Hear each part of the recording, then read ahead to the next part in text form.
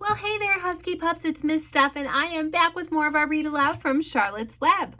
Last we left off, we were hearing about how much Wilbur wanted Charlotte to join him at the county fair. And Charlotte said, I simply cannot. I have to go about my business and make sure that I'm starting to get some eggs ready to hatch. Wilbur begged and pleaded with her, but in our next chapter, we are finding out if Charlotte joins him on his journey to the county fair. Let's pick up where we left off, and let's follow along Wilbur as he heads to the fair. The night before the county fair, everybody went to bed early. Fern and Avery were in bed by 8. Avery lay dreaming that the Ferris wheel had stopped and that he was in the top car. Fern lay dreaming that she was getting sick in the swings. Lurvy was in bed by 8:30. He lay dreaming that he was throwing baseballs at a cloth cat and winning a genuine Navajo blanket. Mr. and Mrs. Zuckerman were in bed by 9. Mrs. Zuckerman lay dreaming about a deep freeze unit. Mr. Zuckerman lay dreaming about Wilbur. He dreamt that Wilbur had grown until he was 116 feet long and 92 feet high, and that he had won all the prizes at the county fair. And he was covered with blue ribbons and even had a blue ribbon tied to the end of his tail. Down in the barn cellar, the animals too went to sleep early, all except Charlotte. Tomorrow would be fair day. Every creature planned to get up early to see Wilbur off on his great adventure. When morning came, everybody got up at daylight. The day was hot. Up the road at the Arabelle's house, Fern lugged a pail of hot water to her room and took a sponge bath. Then she put on her prettiest dress because she knew she would see boys at the fair. Mrs. Arabelle scrubbed the back of Avery's neck and wet his hair and parted it and brushed it down hard till it stuck to the top of his head. All but about six hairs stood straight up. Avery put on clean underwear, clean blue jeans, and a clean shirt. Mr. Arabelle dressed, ate breakfast, and then went out and polished his truck. He had offered to drive everybody to the fair, including Wilbur. Bright and early, Lurvy put clean straw in Wilbur's crate and lifted it into the pig pen. The crate was green, and in gold letters it said, Zuckerman's Famous Pig. Charlotte had her web looking fine for the occasion.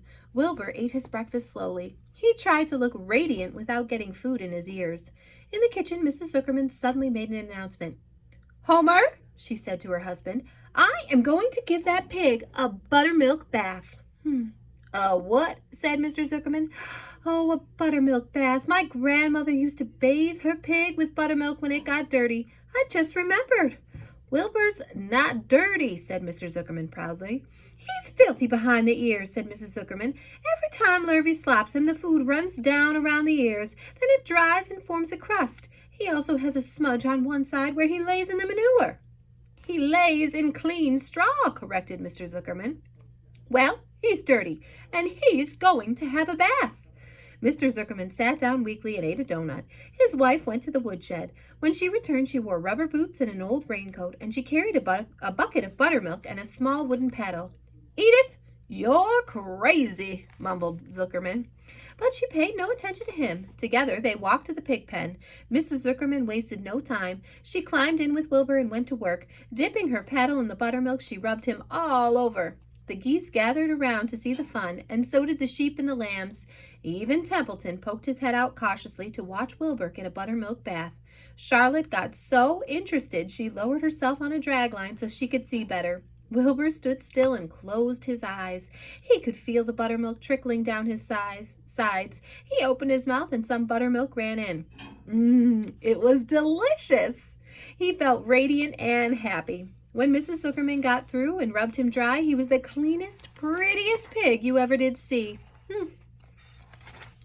He was pure white, pink around the ears and snout, and smooth as silk. The Zuckermans went up to change in their best clothes, and Lurvy went to shave and put on his plaid shirt and his purple necktie. The animals were left to themselves in the barn. The 7 goslings paraded round and round their mother. Please, please, please, take us to the fair, begged a gosling. Then all 7 began teasing to go. Please, please, please, please, please, please. They made quite a racket. Children, snapped the goose. We're staying quietly. I lay at home. Only Wilbur is going to the fair. Just then Charlotte interrupted. I shall go too, she said softly. I have decided to go with Wilbur. He may need me. We can't tell what may happen at the fairgrounds. Somebody's got to go along who knows how to ride, and I think Templeton better come too. I might need somebody to run errands and do general work. I'm staying right here, grumbled the rat. I haven't the slightest interest in fairs. That's because you've never been to one, remarked the old sheep. A fair is a rat's paradise. Everybody spills food at the fair. A rat can creep out late at night and have a feast. In the horse barn, you'll find oats in the trotters and the pacers spilled. In the trampled grass of the infield, you'll find old discarded lunch boxes containing the foul remains of peanut butter sandwiches, hard-boiled eggs, cracker crumbs, bits of donuts, and particles of cheese. In the hard-packed dirt of the midway after the glaring lights are out and the people have gone home to bed, you'll find a veritable treasure of popcorn fragments, frozen custard dribblings, candied apple abandoned by tired children, sugar fluff crystals, salted almonds, popsicles, partially gnawed ice cream cones, and the wooden sticks of lollipops. Everywhere is loot for a rat. In tents and booths and haylofts, why, a fair has enough disgusting leftover food to satisfy a whole army of rats. Templeton's eyes were blazing. Is this true? He asked. Is this appetizing yarn of yours true? I like high living, and what you say tempts me. It is true, said the old sheep. Go to the fair, Templeton.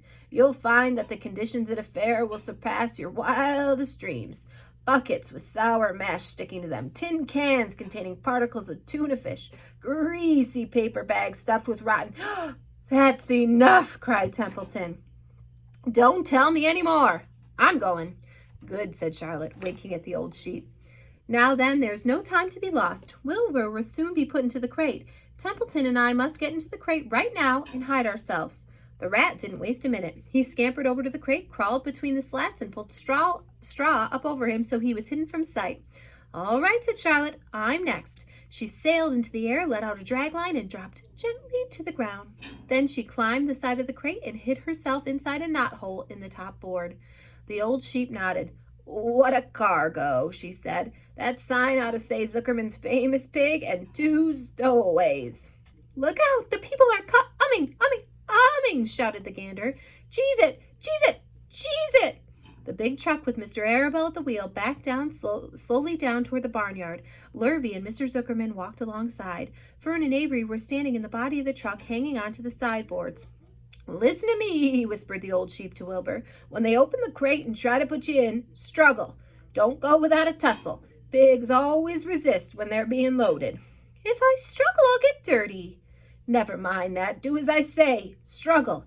If you were to walk into the crate without resisting, Zuckerman might think you were bewitched. He'd be scared to go to the fair. Templeton poked his head up through the straw. Struggle if you must, said he, but kindly remember that I'm hiding down here in this crate, and I don't want to be stepped on, or kicked in the face, or pummeled, or crushed in any way, or squashed, or buffeted about, or bruised, or lacerated, or scarred, or biffed. Just watch what you're doing, Mr. Radiant, when they get to shoving you in. Oh, be quiet, Templeton, said the sheep. Pull in your head. They're coming. Look radiant, Wilbur. Lay low, Charlotte. Talk it up, geese. The truck backed slowly to the pig pen and stopped. Mr. Arabelle cut the motor, got out, walked around to the rear, and lowered the tailgate. The geese cheered. Mrs. Arabelle got out of the truck.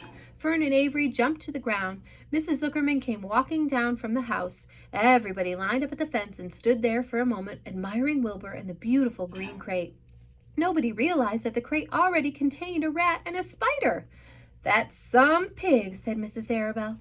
He's terrific, said Lurvy. He's very radiant, said Fern, remembering the day he was born.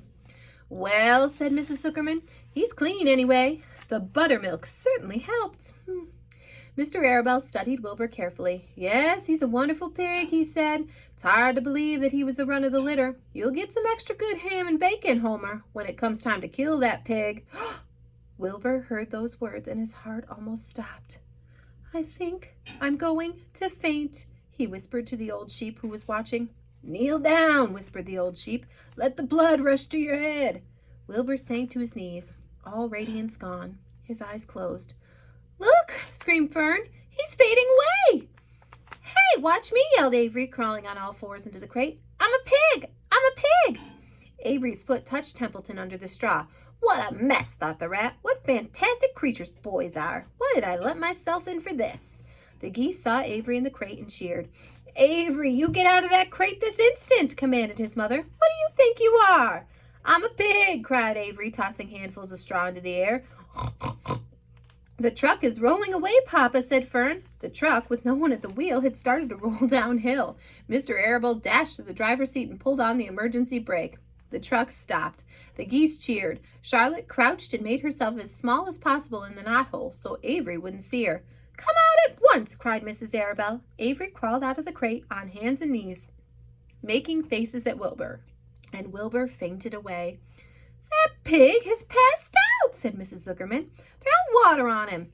Throw buttermilk, suggested Avery. The geese cheered. Lurvy ran for a pail of water. Fern climbed in the pen and knelt by Wilbur's side. It's sunstroke, said Zuckerman. The heat's too much for him. Maybe he's dead, said Avery. Come out of that pig pen immediately, cried Mrs. Arable. Avery obeyed his mother and climbed into the back of the truck so he could see better. Lurvy returned with cold water and dashed it on Wilbur. Throw some on me, cried Avery. I'm hot too. Oh, keep quiet, hollered Fern. Keep quiet. Her eyes were brimming with tears. Wilbur, feeling the cold water, came to. He rose slowly to his feet while the geese cheered. He's up, said Mr. Arable. I guess there's nothing wrong with him. I'm hungry, said Avery. I want a candied apple. Wilbur's all right now, said Fern. We can start. I want to take a ride in the Ferris wheel. Mr. Zuckerman and Mr. Arable and Lurvy grabbed the pig and pushed him headfirst toward the crate.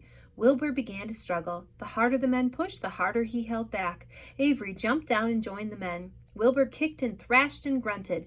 Nothing wrong with this pig, said Mr. Zuckerman cheerfully, pressing his knee against Wilbur's behind. All together now, boys. Shove. With a final heave, they jammed him into the crate. The geese cheered. Lurvy nailed some boards across the end so Wilbur couldn't back out. Then, using all their strength, the men picked up the crate and heaved it aboard the truck. They did not know that under the straw was a rat, and inside a knothole was a big gray spider. They only saw a pig. Everybody in, called Mr. Arable. He started the motor. The ladies climbed in beside him. Mr. Zuckerman and Lurvy and Fern and Avery rode in back, hanging on to the sideboards. The truck began to move ahead, and the geese cheered. The children answered their cheer, and away they went to the fair. Everyone's off to the fair, and it looks like our friend Charlotte is joining. Did anyone guess that Charlotte would go along to the fair with her friend? Well, she decided to, and so did our friend Templeton, who's definitely going to enjoy all the tastes and treats that go along with being at the county fair. I can't wait to see what happens when they're there. I wonder if you can predict what Wilbur might do. Will he still be a radiant pig? A terrific pig? Some pig? I can't wait. So make that prediction. Think about how Wilbur will stand out amongst all the other livestock that's at that fair. All right, my friends, I'll see you soon. Bye-bye, Husky Pups.